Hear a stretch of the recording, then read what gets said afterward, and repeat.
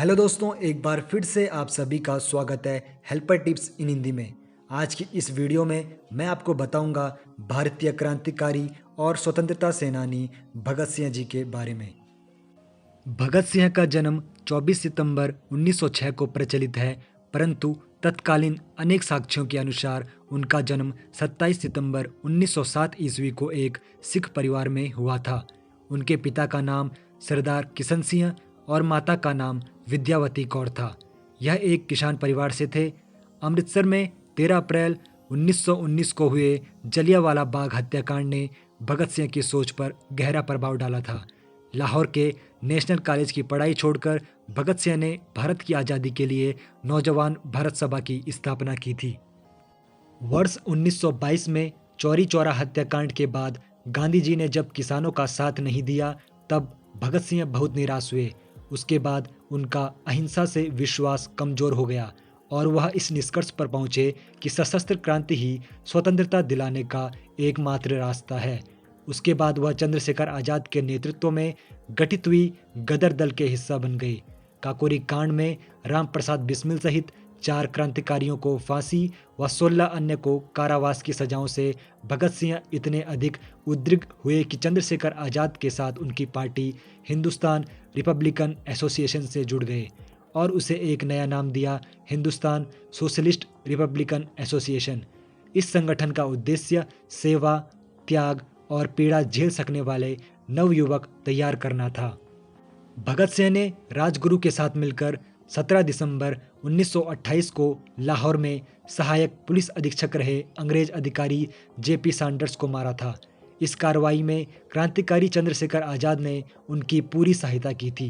क्रांतिकारी साथी बटुकेश्वर दत्त के साथ मिलकर भगत सिंह ने वर्तमान नई दिल्ली स्थित ब्रिटिश भारत की तत्कालीन सेंट्रल असेंबली के सभागार संसद भवन में 8 अप्रैल 1929 को अंग्रेज सरकार को जगाने के लिए बम और पर्चे फेंके थे।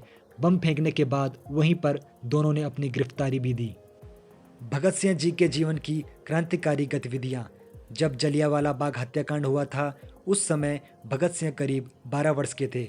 इसकी सूचना मिलते ही भगत सिंह अपने स्कूल से 12 मील पैदल चलकर जलियांवाला बाग पहुंच गए। इस उम्र में भगत सिंह अपने चाचाओं की क्रांतिकारी किताबें पढ़कर सोचते थे कि इनका रास्ता सही है कि नहीं। गांधी जी का असहयोग आंदोलन छिड़ने के बाद वे गांधी जी के अहिंसात्मक तरीकों और क्रांतिकारियों के हिंसक आंदोलन में से अपने लिए रास्ता चुनने लगे। गांधी जी के असहयोग आंदोलन को रद्द कर देने के कारण उनमें थोड़ा रोष उत्पन्न हुआ, पर पूरे राष्ट्र की तरह वो भी महात्मा गांधी का सम्मान करते थे।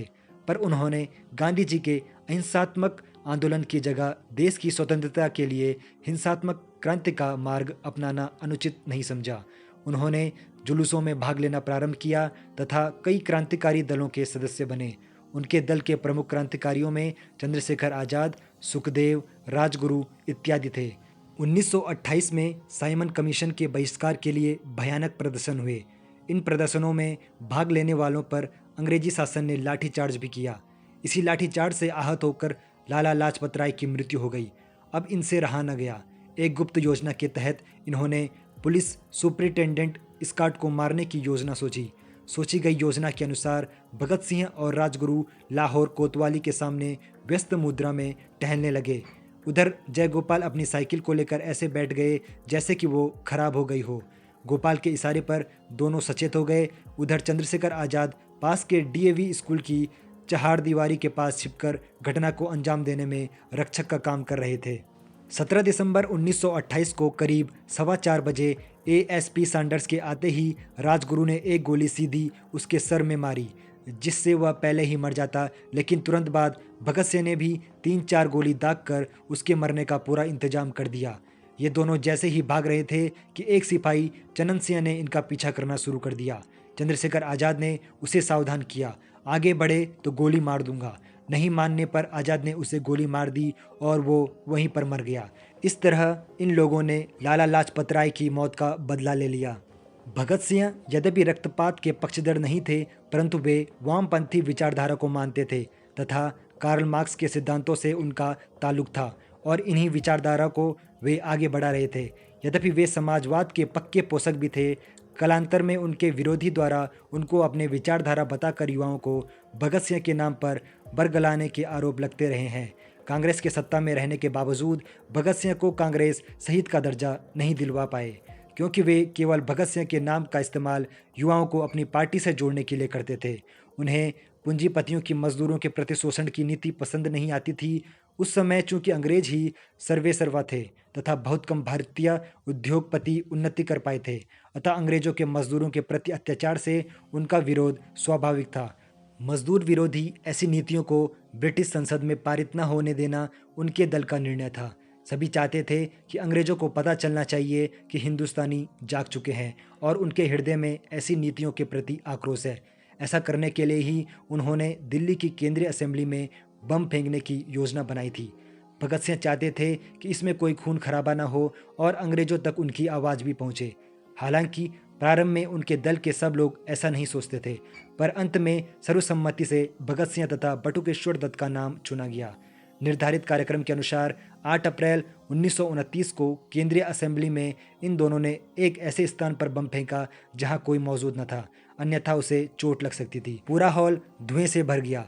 भगत सिंह चाहते तो भाग भी सकते थे, पर उन्होंने पहले ही सोच रखा था कि उन्हें दंड स्वीकार है, चाहे वह फांसी ही क्यों न हो। अतः उन्होंने भागने से मना कर दिया। उस समय वे दोनों खाकी कमीज तथा निक्कर पहने हुए थे। बम फटने के बाद उन्होंने इनकलाब जिंदाबाद, साम्राज्यवाद मुर्दाबाद का नारा लगाया और अपने साथ लाए हुए पर्चे हवा में उछाल दिए। इसके कुछ ही देर बाद पुलिस आ गई और दोनों को गिरफ्तार कर लिया गया। 26 अगस्त 1930 को अदालत ने भगत सिंह को भारतीय दंड संहिता की धारा 129, 302 तथा विस्फोटक पदार्थ अधिनियम की धारा 4 और 6F तथा IPC की धारा 120 के अंतर्गत अपराधी सिद्ध किया। 7 अक्टूबर 1930 को अदालत के द्वारा 68 पृष्ठों का निर्णय दिया, जिसमें भगत सिंह, सुखदेव तथा राजगुरु को फांसी की सजा सुनाई गई। फांसी की सजा सुनाए जाने के साथ ही लाहौर में धारा 144 लगा दी गई। इसके बाद भगत सिंह की फांसी की माफ़ी के लिए प्रिवी परिषद में अपील दायर की गई, परंतु यह अपील 10 जनवरी 1931 को रद्द कर दी गई। इसके बाद तत्कालीन कांग्रेस अध्यक्ष पंडित मदन मोहन मालवीय ने वायसराय के सामने सजा माफ़ी के लिए 14 फरवरी 1931 को अपील दायर की थी। 18 फरवरी 1931 को आम जनता की ओर से वायसराय के सामने विभिन्न तर्कों के साथ सजा माफ़ी के लिए अपील दायर की। यह सब कुछ भगत सिंह की इच्छा के खिलाफ हो रहा था, क्योंकि भगत सिंह नहीं चाहते थे कि उनकी सज़ा माफ़ की जाए।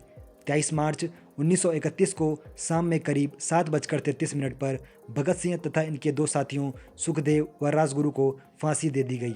फांसी पड़ जाने से पहले वे लेनिन की जीवनी पढ़ रहे थे। जब उनसे उनकी आखिरी इच्छा पूछी गई तो उन्होंने कहा कि वह लेनिन की जीवनी पढ़ रहे थे और उन्हें वह पूरी करने का समय दिया जाए। कहा जाता है कि जेल के अधिकारियों ने जब उन्हें यह सूचना दी कि उनके फांसी का वक्त आ गया है तो उन्होंने कहा था, ठहरिए, पहले एक क्रांतिकारी दूसरे से मिल तो लें। फिर 1 मिनट बाद किताब छत की ओर उछाल कर बोले, ठीक है अब चलो। फांसी पर जाते समय वे तीनों मस्ती से गा रहे थे, मेरा रंग दे बसंती चोला, मेरा रंग दे बसंती चोला, मेरा रंग दे बसंती चोला, माए रंग दे बसंती चोला। फांसी के बाद कहीं कोई आंदोलन न भड़क जाए, इसके डर से अंग्रेजों ने पहले इनके मृत शरीर के टुकड़े किए, फिर इसे बोरियों में भरकर फिरोजपुर की ओर ले गए, जहां घी के बदले मिट्टी का तेल डालकर ही इनको जलाया जाने लगा। गांव के लोगों ने आग जलती देखी तो करीब आए। इससे डरकर अंग्रेजों ने इनकी लाश के अध जले टुकड़ों को सतलुज नदी में फेंका और भाग गए। जब गांव वाले पास आए तब इन्होंने इनके मृत शरीर के टुकड़ों को एकत्रित कर विधिवत दाह संस्कार किया और भगत सिंह हमेशा के लिए अमर हो गए। इसके बाद लोग अंग्रेजों के साथ साथ गांधी को भी इनकी मौत का जिम्मेदार समझने लगे। इस कारण जब गांधी कांग्रेस के लाहौर अधिवेशन में हिस्सा लेने जा रहे थे तो लोगों ने काले झंडों के साथ गांधी जी का स्वागत किया।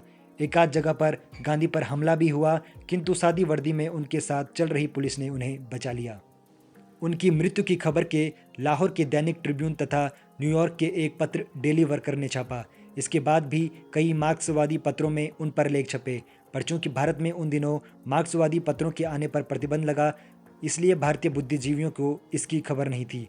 देश भर में उनकी शहादत को याद किया गया।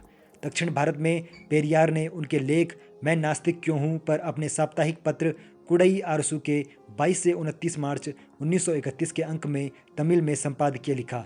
इसमें भगत सिंह की प्रशंसा की गई तथा उनकी शहादत को ब्रिटिश साम्राज्यवाद के ऊपर जीत के रूप में देखा गया था। आज भी भारत और पाकिस्तान की जनता भगत सिंह को आज़ादी के दीवाने के रूप में देखती है, जिसने अपनी जवानी सहित सारी जिंदगी देश के लिए समर्पित कर दी। उनके जीवन ने कई हिंदी फिल्मों के चरित्रों को प्रेरित किया। अगर आपको भगत सिंह की ये जानकारी अच्छी लगे तो चैनल को सब्सक्राइब जरूर कर लीजिए और वीडियो को ज़्यादा से ज़्यादा अपने दोस्तों के साथ शेयर जरूर कर लीजिए।